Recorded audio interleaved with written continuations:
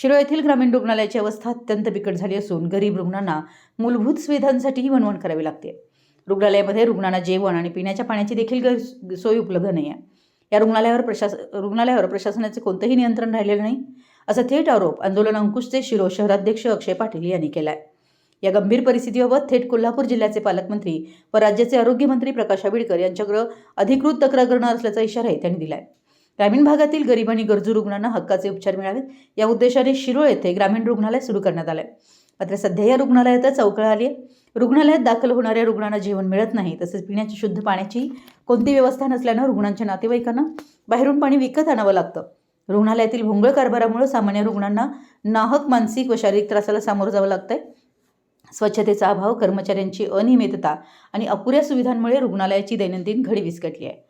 स्थानिक पातळीवर वारंवार सांगूनही परिस्थिती सुधारत नसल्यानं या रुग्णालयाच्या प्रशासनावर कोणाचंही नियंत्रण राहिलेलं नाही हे स्पष्ट होत आहे। याबाबत बोलताना आंदोलन अंकुशचे शिरोळ शहराध्यक्ष अक्षय पाटील म्हणाले, ग्रामीण रुग्णालयात येणारा रुग्ण हा आधीच आजारानं खचलेला असतो, त्यात त्याला इथं जेवण आणि पाणी मिळत नसेल तर यापेक्षा दुर्दैवी गोष्ट कोणती असू शकते। रुग्णालयाचे नियंत्रक डॉक्टर चौले यांच्याशी बोलण्याचा प्रयत्न केला असता त्या 1.5 महिन्याच्या सुट्टीवर आहेत असं समजलं।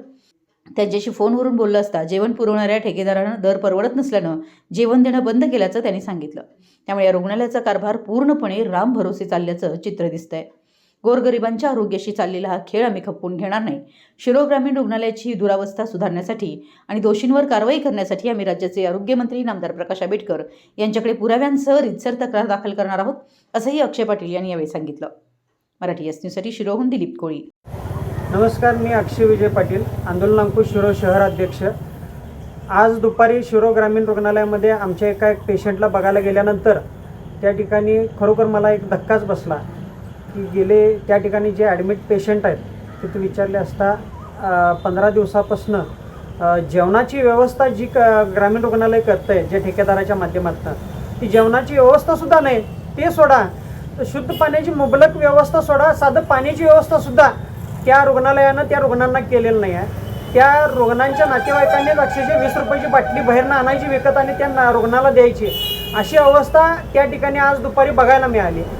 आज शासन अक्षरशः एवढा आरोग्याच्या ह्याच्यावर पैसा खर्च करतोय, मग हे पैसे अक्षरशः जातात कुठं? आणि ह्या संबंधित विभागाच्या विभाग प्रमुख जे उषा चोले मॅडम आहेत, या चोले मॅडमांना मी फोन केले असता ते तर अक्षरशः 1.5 महिना झालं रजेवर आहेत, येणाऱ्या 22 तारखेला ते हजर होणार आहेत। मग ह्या संबंधित विभागावर नियंत्रण कोणाचं आहे हे कळण्यास अद्याप मला कळलं नाही की बाबा ह्या विभागावर नियंत्रण अजून कोणाचं आहे। आणि एवढं गांभीर्याचा विषय असताना सुद्धा रुग्णांच्या बाबतीत या ठिकाणी हे लोक कोणीहीच दखल घ्यायला तयार नाहीत।